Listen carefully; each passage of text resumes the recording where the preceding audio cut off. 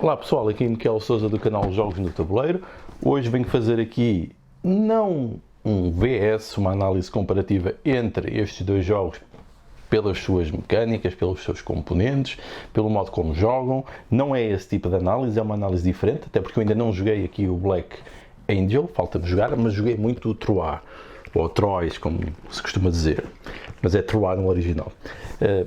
É uma comparação diferente. Porquê é que é diferente? Estamos perante dois jogos que são dos mesmos autores e da mesma editora. Estamos a falar, vamos ver aqui, de um jogo que é de 2010, 2012.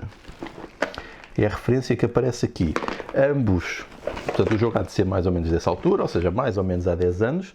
É um jogo do Sébastien Dujardin, do Xavier Georges e do Alain Orban. E o Black Angel é um jogo do Sébastien Dujardin, Xavier Georges e Alain Orban, ou seja, exatamente os mesmos autores. E é editado pela Pearl Games e pela Pearl Games, a mesma editora também. Ou seja, aqui 10 anos de diferença, mais coisa menos coisa, entre os dois jogos. E se repararem, e ainda por cima, pelo que consta e pelo que eu vi, e tenho a certeza disso, porque estive a ver também as regras, estive a ler, ambos os jogos partem mais ou menos do mesmo sistema de jogo, daquilo que é um dice drafting. Nós temos dados que lançamos, os nossos dados é aquilo que nos permitem fazer ações, e é o modo interativo como fazemos este draft, e estamos a construir uma coisa conjunta. Aqui estamos a gerir a nossa vila medieval, ativando as várias personagens, as várias ordens, quer seja o clero, o povo, a nobreza, ativando e defendendo a nossa cidade perante invasões inimigas e fazendo pontos de vitória. Aqui é mais ou menos a mesma coisa. Cada um de nós é um sistema de inteligência artificial que tem de conduzir esta nave, o Black Angel, até ao planeta designado para então haver uma nova colonização e pelo processo tentando responder aos vários desafios, mas fazendo também pontos de vitória. Ou seja, estamos praticamente perante os mesmos contextos.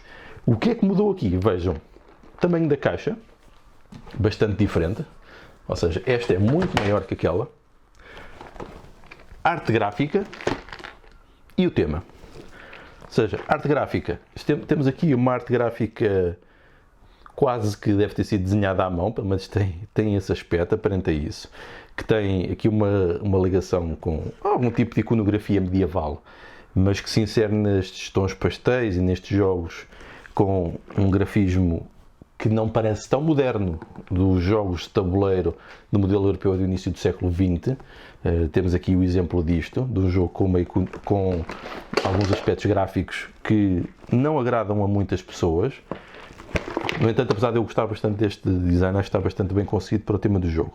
Portanto, com um grafismo que provavelmente não fascina muito a atualidade. E temos aqui outro grafismo, já do Ian O'Toole, que tem umas cores muito expressivas, sobressai muito à vista. Há pessoas que estão apaixonadas pelo jogo só pelo seu aspecto, ou seja, é um jogo que é criado no espaço, mas que tem imensas cores. Eu vou abrir as caixas só para termos aqui uma noção, por exemplo, dos tabuleiros. Só com os tabuleiros dá para ter uma noção de como é que é o jogo. E depois até dos próprios componentes, também podemos ver isso.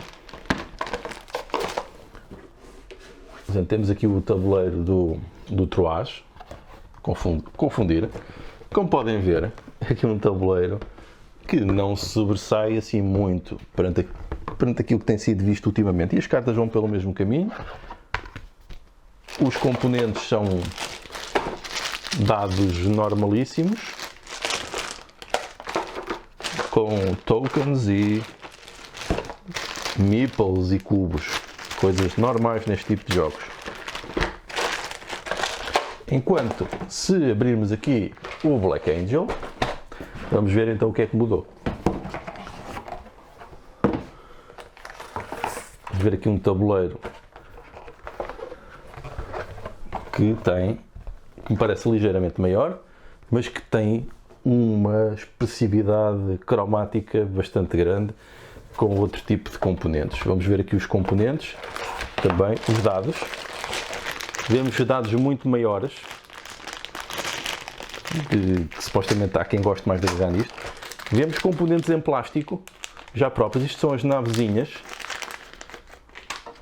Vão ver a navezinha, onde podemos pôr os nossos workers, ou os nossos robozinhos, que também são em plástico. Portanto, isto dá para meter lá dentro. Penso que dá para ter uma noção aqui mais ou menos do que é.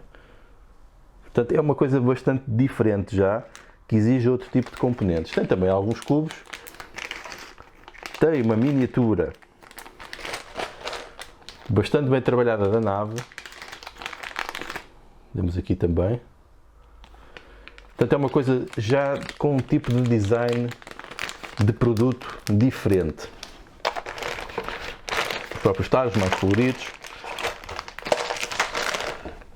Ou seja, o que é que mudou aqui em 10 anos? Aparentemente os temas começam a ser populares, estes temas mais alternativos.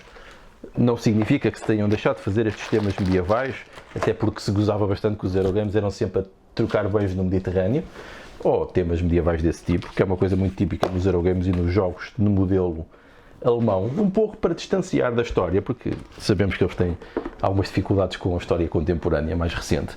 Portanto, nós estamos a ver aqui um jogo já da época medieval, com uma caixa mais pequena, com um tema mais distante, e estamos a ver agora uma tendência no mercado provavelmente para temas mais futuristas, já que se liga um pouco à atualidade. Isto relaciona-se, por exemplo, com a inteligência artificial, com os desafios e os problemas e até com o futuro da própria humanidade. Não quer dizer que isto não existisse há uns anos, obviamente existe, até porque a grande parte das peças literárias e dos romances e dos escritos de ficção científica são muito mais antigos. No entanto, nós estamos a vê-los a entrar cada vez com mais força, pelo menos é a minha percepção, no mundo dos Eurogames. Ou seja, trata-se de um Eurogame, não se trata de um jogo de influência americana, um American Game, um Ameritrash. Aí era mais comum ver este tipo de coisas. Por exemplo, o Twilight Imperium, um grande colosso, e jogo de referência nessa área. Portanto, temos aqui a entrar parece-me que estes temas estão a entrar nos Eurogames. E tem uma diferença também bastante grande nos componentes. Temos aqui componentes mais trabalhados, aqueles que nós víamos então nos ditos American Games, a entrar nos Eurogames. No entanto, isto tem um problema, ou vários problemas. Nós temos uma caixa mais pequena e mais barata e uma caixa maior e bastante mais cara naquilo que supostamente são jogos muito parecidos. Portanto, este jogo, eu tenho a ideia que isto custou menos de 40 euros quando comprei. Não comprei novo, mas não foi quando saiu, foi para aí 2 ou 3 anos depois. Deve ter sido em 2013 que eu comprei. E este jogo recente deve custar cerca de 60, 70 euros. Estamos a ver quase o dobro. Embora possam conseguir depois mais barato em certas ocasiões. Mas são coisas de preços totalmente diferentes.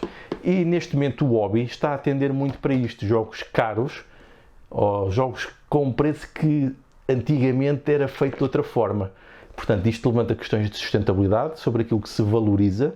Se valorizamos mais estes componentes criados especificamente, especialmente os componentes materiais, especificamente para este tipo de jogos, que normalmente e naturalmente os encarecem, com temas mais polémicos ou mais atuais, ou temas mais afastados e mais distantes. Portanto, vemos esta diferença. Eu não estou a dizer se um é melhor que outro, mas realmente é algo que nos deve refletir. E eu acho que é interessante pensarmos nisto, afinal, para onde é que está a atender esta indústria? Será que isto será benéfico para o hobby, para a indústria em si? Será que nós podemos continuar a suportar jogos deste valor quando existem estes? Qual o peso também e a importância do aspecto e do design gráfico, mas também do design dos componentes? O próprio espaço que as caixas ocupam, porque isto realmente ocupa mais espaço e nós temos limitações de espaço, como é óbvio, e afinal todos estes problemas, e gostava de saber também a vossa opinião. Eu acho que, na minha pessoal, eu prefiro isto, embora isto seja também muito interessante. E também, obviamente, gosto de ter jogos com melhores componentes.